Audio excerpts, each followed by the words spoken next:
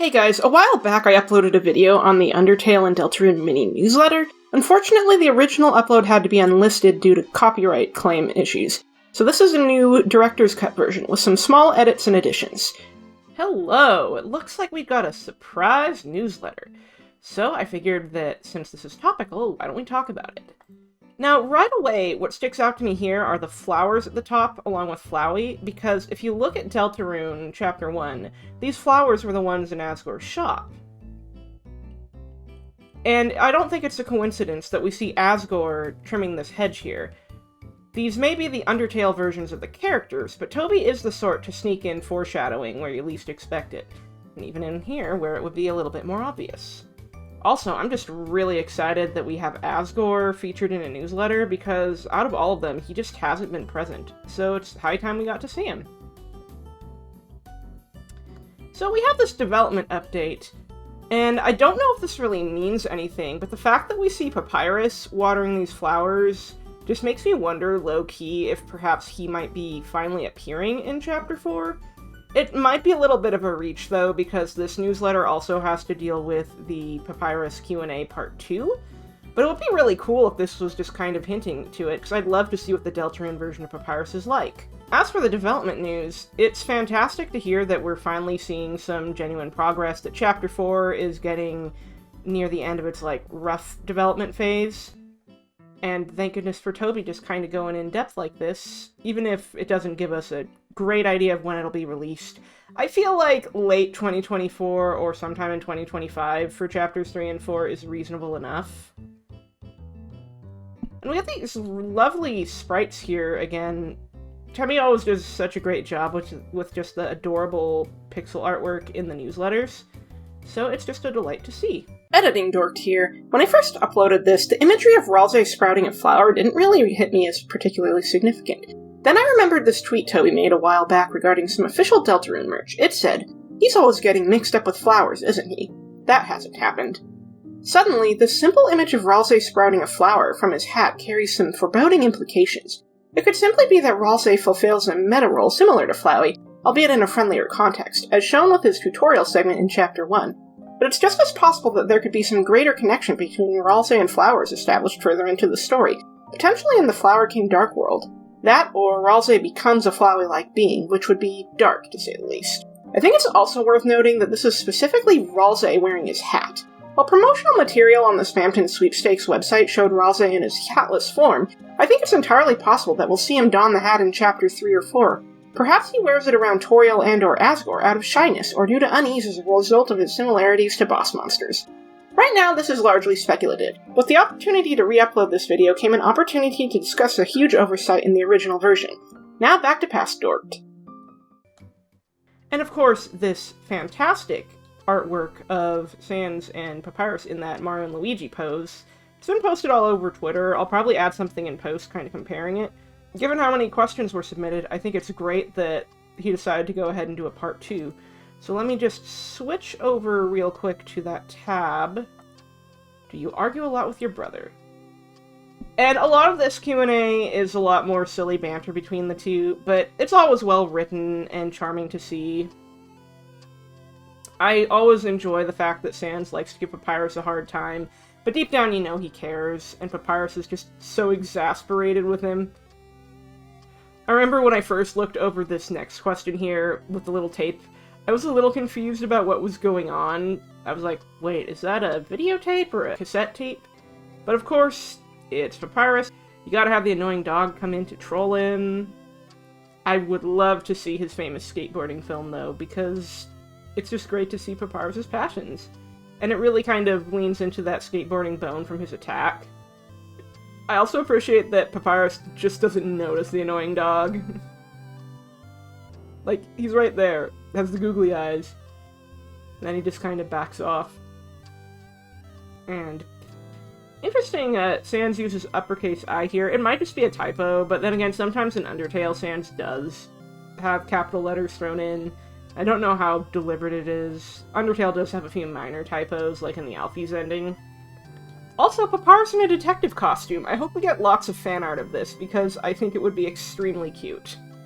Gosh, and so happy to see Flowey acknowledged here, But one thing I find really funny is just this bit where Papyrus gets Flowey's name wrong, and then Flowey just tries to correct him, and then Papyrus gets it wrong again. And it just reminds me back in the early days of Inverted Fate during Snowden, I had this gag where Papyrus kept getting Flowey's name wrong, and I eventually dropped it just so it wouldn't get old. But that was inspired by the phone calls and the way Papyrus also didn't get Flowey's name right there. But also Papyrus.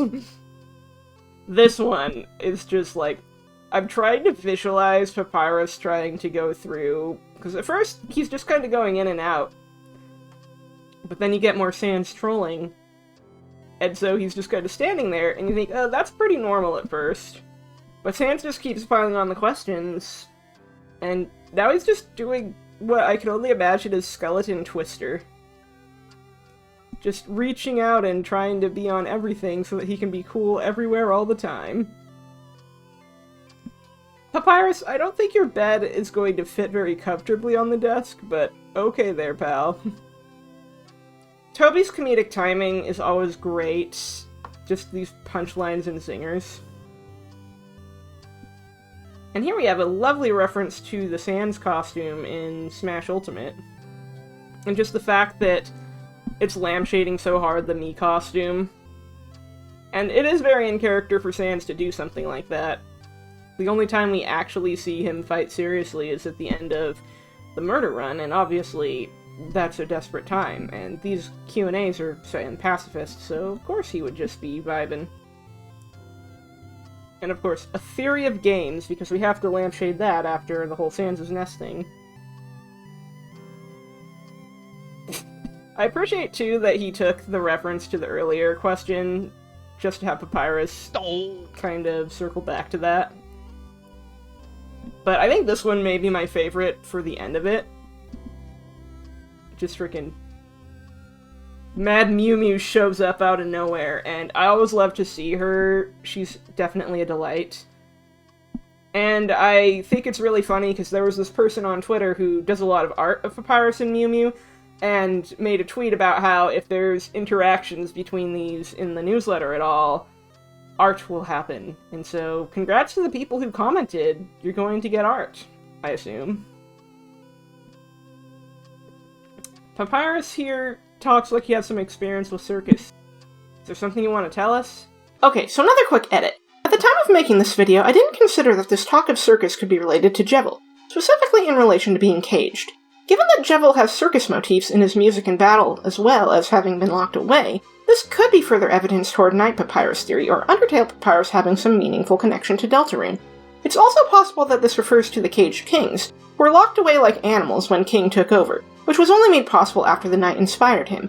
I'm not saying that this is definitive, of course, but I thought it worth noting. Back to your regularly scheduled old video.